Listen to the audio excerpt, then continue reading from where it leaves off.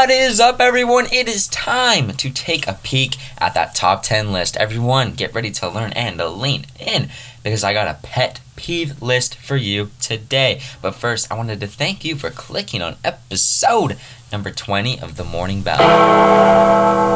It's your host, Jacob Bell, with another breath of the fresh top 10. On today's magnificent special, I'll be ranging the top 10 soccer pet peeves with some of the Morning Bell's most iconic guests. So everybody ring that bell, grab your headband, and subscribe for this boot of a topic that we're about to dive into. Introducing soccer's next golden generation, the Jones sisters, Claire and Cameron. How's it going? It's going great. Yeah. Fantastic. All right, are you guys excited or what? I'm so excited. I've always wanted to be on a podcast, so it's like dream come true right now. Mm-hmm. Yeah, I'm pumped. Pumped. All right, so we're going to dive into how long have you girls been playing soccer? So we've been playing since we were 2. We have an older sister, so we were all under the age of 2. She was like 2.5. Well, 2.5, I guess. We were like 1, and my mom's like, or we were 2. Paige was like 3. And we were like, we need to get out of the house. So my mom put us into Salmon Creek Little Kickers, and from then on, we've just been playing together. And so it's been like 14 years now. 13 to 14 years. Been to a lot of different clubs, a lot of different coaches, but we're here now, so. It's mind-blowing that you can play a sport since you were 2 years old. Yeah. Because I didn't even think about sports until I was probably 6. Yeah. Maybe 5, 6. So that's just crazy. You guys still like enjoy the sport, like. Oh yeah. Oh yeah. Every day. It's really cool because if you compare it to other sports, you can play at such a young age. Like, you have volleyball and baseball and even football. Like, kids don't really go into those sports until later years because there's just, like, technique, also safety. But, like, I feel like soccer, like, wrestling and track are those sports that you can get in early. And so that's why it feels like everyone played soccer when they were littles. Because, like, the only sport you're able to play when you're, like, 3 to 5. Yeah. So. Yeah, I tried it one time, too, when I was little. Like the indoor. Mm-hmm. Yeah. I can't remember what age I was.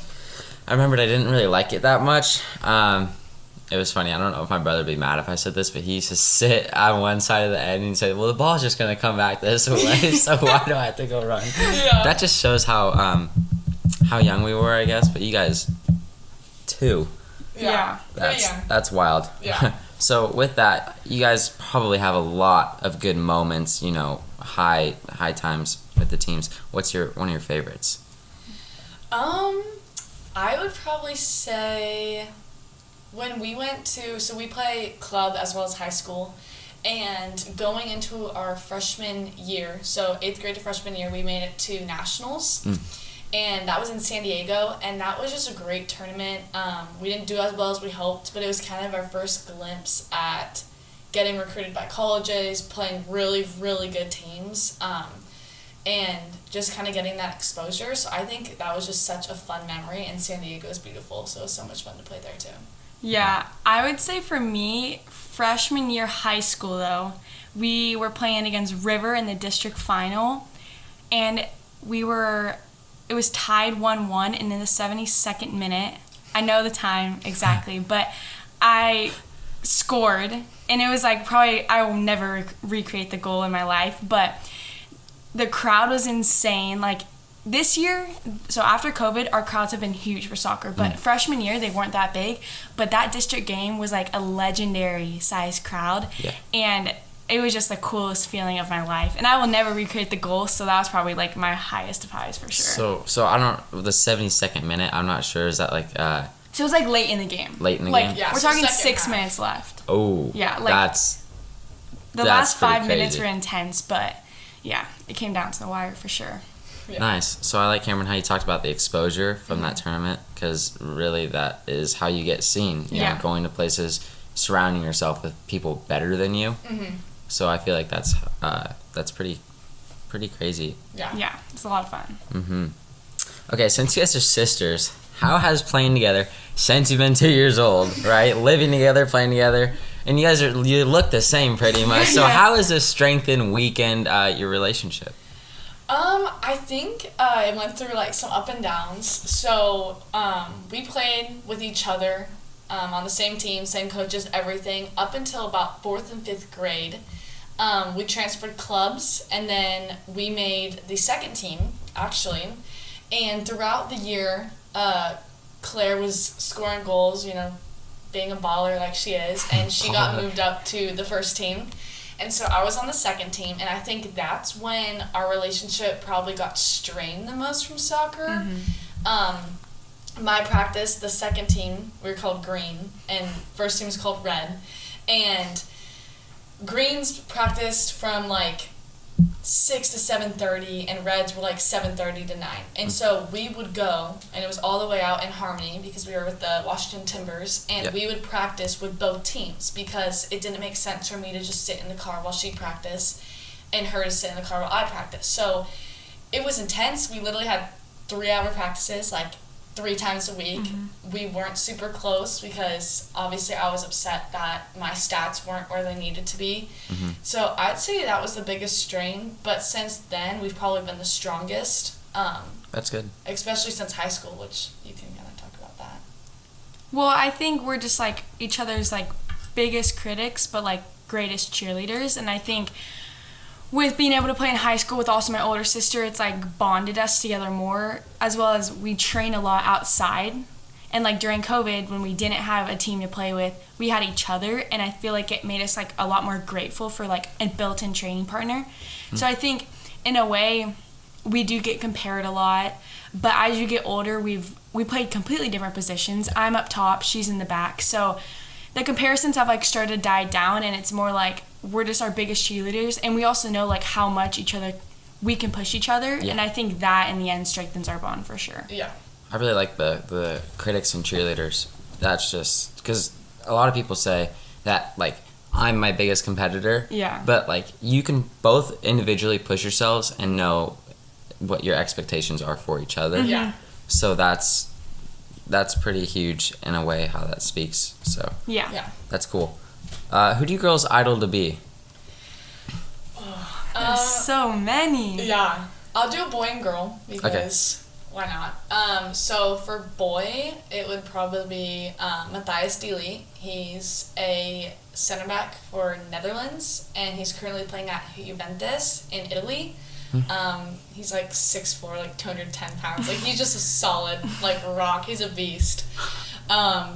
If I could have half the amount of power and strength as he does, then that would just be incredible. And then for girls, probably Becky Sauerbrunn, currently at the Portland Thorns, so that's pretty cool. But she's one of those players that I don't feel like she gets the recognition she deserves. But she just does everything right, and she holds the back line together, and she's just an absolute beast. So underrated, you would say? Oh yeah, I would say she's underrated. She does not give the recognition enough. Oh recognition. yeah, for sure. What about you? I don't know. For me, it's so hard. I don't know. So I like Federico Chiesa. He plays for Italy as well, and he's on Juventus. He doesn't necessarily play my position, but he is just so fun to watch and play, or watch him play, and then his speed of play is lightning. I don't know. Being able to watch the Euros this summer and watch Italy play has just broadened my horizon of obviously Messi and Ronaldo. Those are your well-known who you want to be, of course, but Federico Chiesa is just something else. So he'd be my guy probably. Girl, I don't know. I think another underrated is Lindsay Horan. She is such a hard worker, and she also plays more in my position, and I think she's she doesn't get seen as much because since she plays in the 10, which is a center midfield position, she's not scoring all the goals, but she's a distributor and kind of does the dirty work, so I have a lot of respect for her for sure. Yeah, she puts up with it, you would say? Yeah, for sure. That's good. Well, I like that. So what's the most goals you guys scored in a game, even if you were to guess in the last year? Individually scored? That's tough. I'm a defender, and I'm a firm believer that defenders can still score. Yeah. So, actually, funny story, I haven't scored since 5th grade. And then this summer, my team went to a tournament in California, and I scored a goal for my first time. Yeah. And then I actually scored 1 goal in high school against Heritage this year. Nice. That was pretty cool. So, for me, it's 1, but I'd say for a defender, that's pretty good. Yeah. That's awesome. So I've had a couple hat tricks, so that's 3. Claire's probably got like 500. I- She's got like some No big unrealistic. deal, just a couple hats. in- Just a couple. In one game, I think a hat trick is as much as I've gone. When I was younger, I think my top was maybe 5.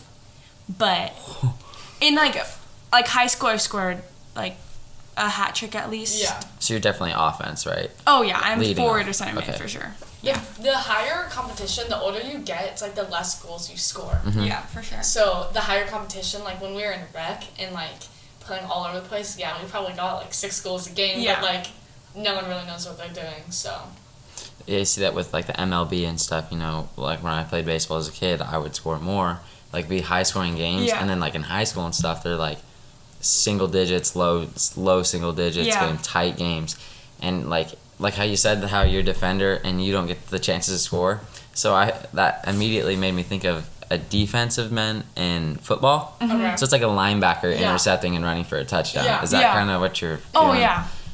Yeah, for sure. You just like the opportunities aren't there, especially my position, because I'm like I play center back, so that's like the last position. The only times I ever go up is corners, and that's actually the only time I've ever scored is from corners since 5th grade. Nice. But yeah, it's not impossible. There are like Matthias Delete, like he scores all the time from the back, but not yet. When you can Challenging. drive a ball Maybe in the 50 future, yards. yeah, he can rocket it. So All right, finally, top 10 soccer peeves. What you got? Okay, alright. so we got a list. yeah, we have. List. This is like a rant for us. So, you can start. Okay, so at number 10, we have purposely applying makeup before a game. And disclaimer, this is not meant to be like rude. If putting makeup on is what makes you feel beautiful, then keep doing that. For I feel like soccer girls and the girls we've talked with, it's just kind of confusing because like girls will put it on and then we go out and play for like a total of 2.5 hours Yeah. in like 100-degree heat. And I'm like, That makes no sense. it's not gonna look good when you're sweating. And if you're worried about not looking good, I'm telling you right now, no one looks good in 100-degree heat sweating. Yeah. Like, no one. Do they do So- the eye stuff and everything? No, Like Yeah. underneath people the were eye? we're talking foundation caked on and then like mascara. Like I don't know how it just also feels heavy on you. Like makeup's not light all the times. Yeah. I don't know. Wow. So it's a personal preference, and if you do it, keep doing it. But I'm like, we don't understand, and the people we've talked to are like, why? So yeah, that's 10. Number 9. So, number 9 is when someone forgets to just bring a ball or doesn't pump their ball up. Now, right now, at our club especially, the Nike has come out with these balls that don't hold air, like, at all. So you're Always playing with flat. a ball that's just, like, your foot is sinking into it, which is, like, I mean, I guess baseballs are always hard, but it's like throwing with a football that's always flat. Ooh. And then people That's- are complaining, but no one pumps their balls. Or when you get to your practice and there's like 5 balls, what are you going to do the whole time? Yeah. You're going to shack. How do you run, like, even with the whole team, how do you run drills? Everybody have to be doing this, Exactly. like- Yeah. So that was number 9 just because it's like, I mean, that's with all sports, but that one especially, it just like kind of ruins the practice in a way. It's like- Disappointing. Yes, Yes. it's so disappointing. Yes. It's like a simple thing that It's a can be waste of fixed. time. Yeah. I'm not mad, I'm disappointed. yeah, exactly. Number 8. All right. So number 8, I've actually talked about with other athletes, especially at our high school, but it's when other sports complain about their conditioning, and I'm talking about running conditioning. Like, I'm the first one to tell you, football automatically they're lifting more weights than we are. I'm not gonna deny that. They're probably all stronger than us, but it's when like volleyball complains about running the mile, or like no offense, baseball complains about running the bases. I'm just like, oh my gosh, like people. The only people that complain about running is track and cross country. Like even like I will never complain about running to a track or cross country runner because they are just running. That's But, their like, sport. Yeah. we literally like run lines or we'll do like suicides, and then everyone's complaining about like jogging the track twice for a warm up, and I'm just like, no, like let's I heard, not. I heard a rumor that to be on the soccer team you have to run a sub 6 mile. Is that true? No, Or- that's definitely definitely a rumor, but like there is some truth. Like if your mile's not fast enough, like you just won't play. Yeah. Kind of thing. But we don't do timeouts, at least not this year. But I actually have a funny story. So it was like this year, I was in medals. Actually, you've had him on the podcast, Logan DeBoma. Yep. And we were talking about, it was like that Monday, we never go on the field with the football guys. We always practice after them. Yep. But they were just doing like their, quote, conditioning, and we were doing our normal practice. And I've never seen that conditioning have so much laughing and smiling in my life. They just jogged there and back the whole time. And I'm like, this is your conditioning? They did a few strides, and looking back, talking to some of the guys, it was like a light conditioning. Oh, yeah, day, it was but I supposed to be like, light. then don't call it conditioning if it's light. Like, This should be 100%, right? Yeah. Exactly. I don't know. It's just funny. I was like, That's awesome. Yeah. Because my brother will come home and be like, man, that conditioning was hard tonight. And I never, like, said anything because I've never seen it in person. yeah. But now I have something to say. And Oh, I'm yeah. excited. Come back to this episode right here. Watch this, all right? I got something to show you. Yes. Facts. All right, what's next? so number 7, yeah, that's what we're on. Walking in with like, so picture this. They walk in with sweats, either Birks or Air Forces, and it's no diss against what they're wearing, but I'll explain why we chose a certain outfit. Their hair's down, and they're walking with like AirPods or Beats on. For me, it's like, as an opponent, it's like they don't look ready. But it's a pet peeve because it's like that's not how you should come and show up and play. It looks like you're going to bed. Yeah, it does. So it's like when they walk in with like sweats and they got the AirPods and they act kind of like their poop doesn't stink, I'm just like, oh, it just kind of gets under my skin. It like frustrates me. Maybe that's what they're trying to do, but I'm like, I don't know. It's like, if you want to refer it to like baseball, it's like when those preppy kind of like guys walk in with like, I don't know, their pit vipers on, hat Just back. flip backwards Yeah. on the hat, rolling the thing. They got their cleats on the top of their bats. Yes. It's And like they have their that. slides on. Oh, that kind of irritated me sometimes. Yeah, it's And just they like, already have face paint on. Yes. It's like, did you wake up and put face paint on or something? Like, no, it's exactly that. It's just like, it's like it's not a good reason of why you're frustrated or irritated from it. It's just like, no, that's just like not what you should be wearing. It refers to that makeup thing, like, just why? Yeah, Yeah. why? Yeah. That's exactly it. But like for an opponent, like if I walk onto a field and like I'm just have to get my cleats on and then I warm up and my opponent looks like that, I'm like, let's go, because they're not ready. Yeah. Like, they are not mentally here right now. So it's good and it's bad. Yeah. it is. exactly. All right, number 6. All right, so you've probably seen this if you've gone to any soccer games before, but making your shorts as short as possible, and there are techniques. I refuse to do it because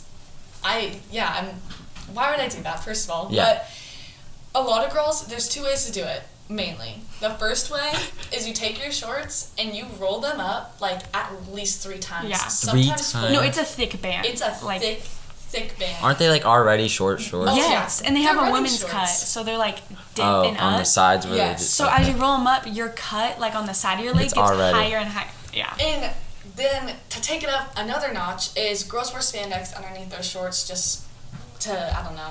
Athletic stuff, Yeah, whatever. athletic, yeah. They'll tuck them into them. And so it's like short and then tucked in. And so then they're like super tight and they're super short and they look, I'm sorry, so uncomfortable. Like, I don't know how you could do that. How do you even play it?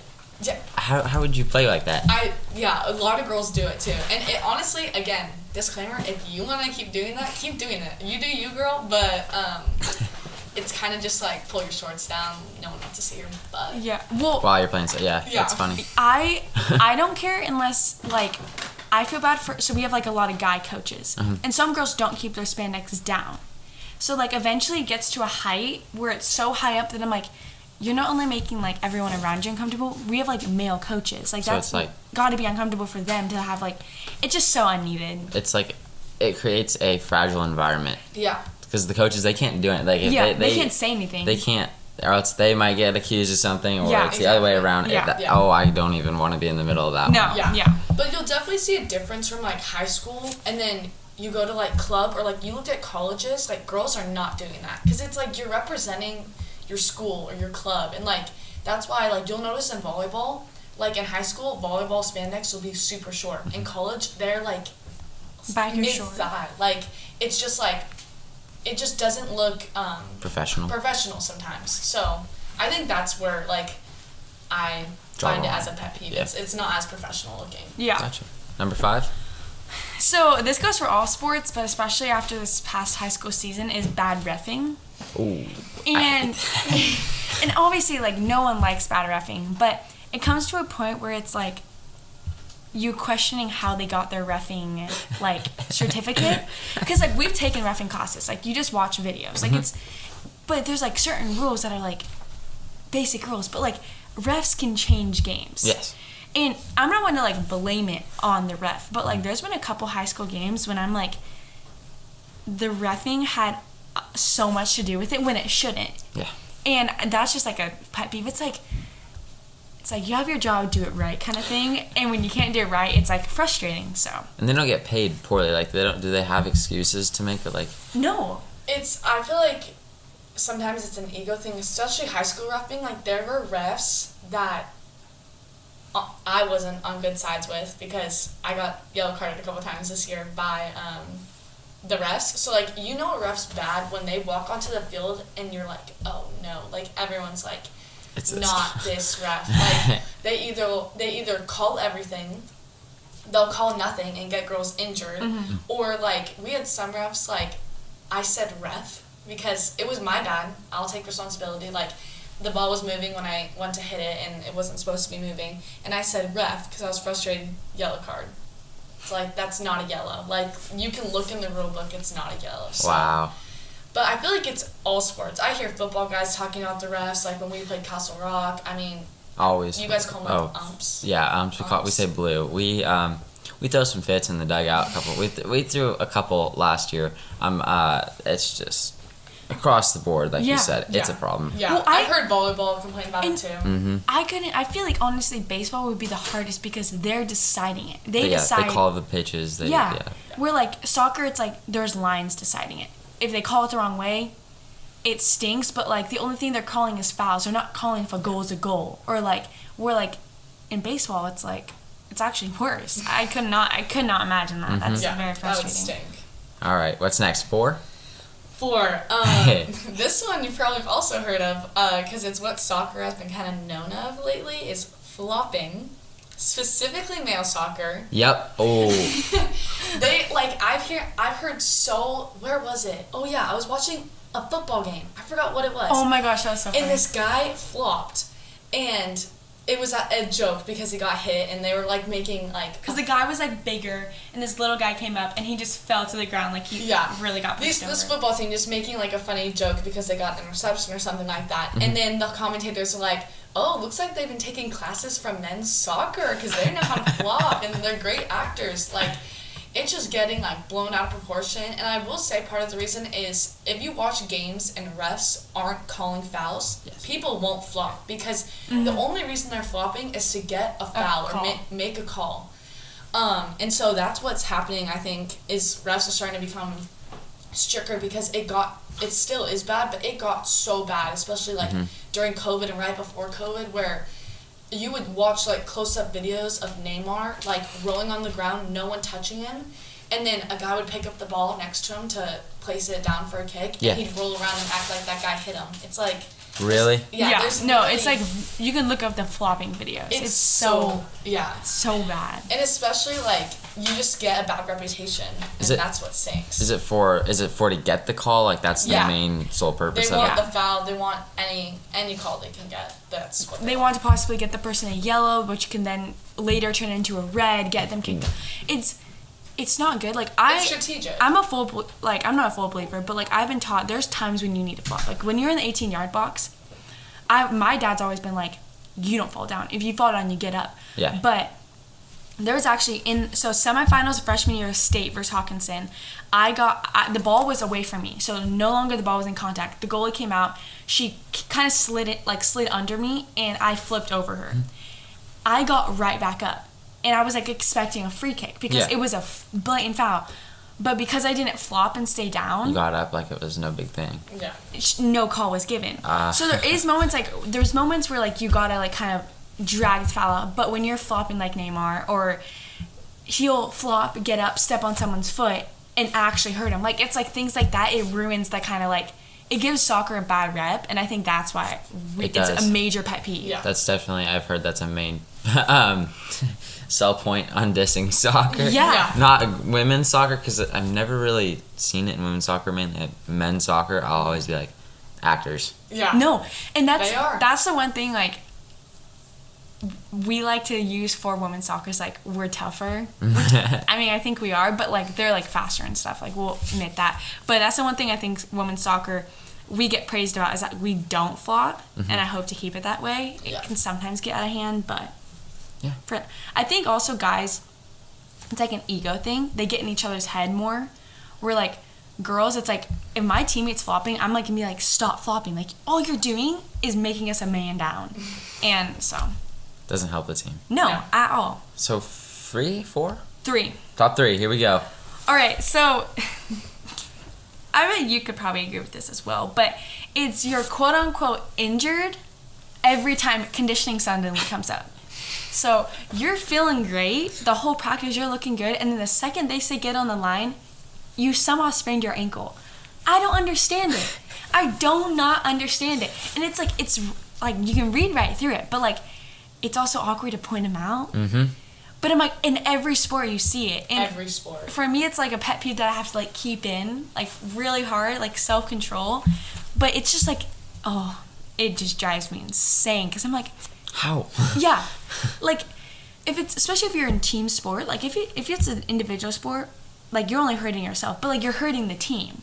I don't know. It just, that's why it goes number 3. It's just so frustrating. It's Okay. like self-explanatory though. Yeah. Like no, like anyone that's doing the conditioning and you see someone sitting out, like you're just straight up annoyed. It's I don't like that. I wouldn't like them. I'd be like, why? Like, Yeah. Why? well, especially my freshman year, I had surgery on my foot and I was injured, and I would sit and have to watch conditioning because I couldn't walk. You couldn't. Yeah, I couldn't, and there'd be people sitting out, and I was like, you don't understand. I'd give anything to switch places with you and get on the line. Like that's where like I don't. I'm like, come on, just Big pet peeve. yeah, big pet peeve. Number 2. All right, number 2. This one applies more to like when we're like, I would say when we're younger, it's more acceptable. But like now, girls get like really frustrated with it, and this is what like talking with girls our age and other soccer players. So this is not just us, but it's leggings underneath your shorts. Now we live in the Pacific Northwest. I know it's cold. I know it's raining. All that stuff. Yeah. If you want to wear pants, wear sweatpants over your shorts. Don't wear leggings underneath your shorts. First of all, you're going to get so hot. Like, you're going to warm up so fast. And second of all, like, it just doesn't... It's like a look. Yeah. Like, I'm picturing it in my mind, and it's yeah, weird. It's Yeah. just like when I was younger. Of course, it's like playing with your shin guards outside of your socks. Like when you're younger, I always thought it was really cool. Looking at it now, you look good, you kind of feel good, play good, kind of like thing. a cycle. Yeah. So it's like, for us, I just personally don't like it because I feel like it just doesn't mesh well with like the uniform, I guess. Yeah. But if people want to wear it, I feel bad. Like if people want to wear it, they can wear it. But it's like, you look at the pros, they're gonna wear sweats. You want to look like the pros. Yeah. So. But I'd also say it's, rather than a pet peeve, it's also just like, it's something I wouldn't do because of just like how uncomfortable it is. Like it's so many layers, and plus like when it's raining and you're wearing like that much clothing and it gets wet, you're more uncomfortable. Where like if you put sweats on, they're wet, okay, it's gonna be a little cold, but if you take them off, you're gonna feel better because you're not carrying 10 pounds of fabric with you. Yeah, and the water doesn't help with the fabric either. Oh, It just makes yeah. it heavier. Yeah, exactly. Okay, number 1. Okay, so our number 1 is like super simple, but like, oh, it's It such never gets old. It's just the fact of playing with your hair down. Just down. Just no ponytail, nothing. No, we're not talking headband. We're not talking a little scrunchy. It's straightened and it's down. How? When I look at someone playing with their hair down, working out with their hair down, I mean, okay, if it's like to their like ears, like that makes sense. Like, but even to their shoulder, your neck has to be on fire. Your face, like when you're sweaty, you don't want your hair in your face. Like that's the last thing you want. Can't And, even see. and I remember playing tournaments where these girls had gorgeous hair, but they would just have like headband back, but it would just be flowing behind them. And the hair would start hitting the opponent. Like it starts getting in your way. You're looking down at the ball and your hair is just like all over. Like I have to wear my hair in a braid. Yeah. Like ponytails get in my way. Your hair down doesn't make sense. I Yeah. don't know how you do it. I would also say even for guys, like, some guys are growing their hair out so long, but they're, like, not that they should braid it necessarily, but, like, even the football guys, I'm like, at least a ponytail or something. yeah. Like, Yeah. that looks so just uncomfortable. But also, it's, like, a preference. It's, like, a lot of these pet peeves are just preferences, so it's, like, just from our experience of what we wouldn't do. But I can never, ever even work out with my hair down. No. Like, I think it's a really great list. You guys' pet peeves. Great ideas you got on there. I would not have thought of those in a million years. Maybe a couple of them. The refs, especially. Yeah. That one. Thank you guys so much for coming on to the show. I hope to have you again. Yes, thank you. Thank you. Got the hat trick. Got the good refs. All that's left is a W in the book. Thanks for stopping by and listening to The Morning Bell. Comment or leave a review claiming what is your biggest pet peeve. Head over to Instagram and follow at The Morning Bell _ all undercase to stay up to date with announcements on episodes and more. I'll see you guys later in the 21st episode. It'll be a tremendous one, I promise, so stay tuned. Please don't forget to subscribe and follow. Like always, it's your host, Jacob Bell, with the breath of the Fresh Top 10.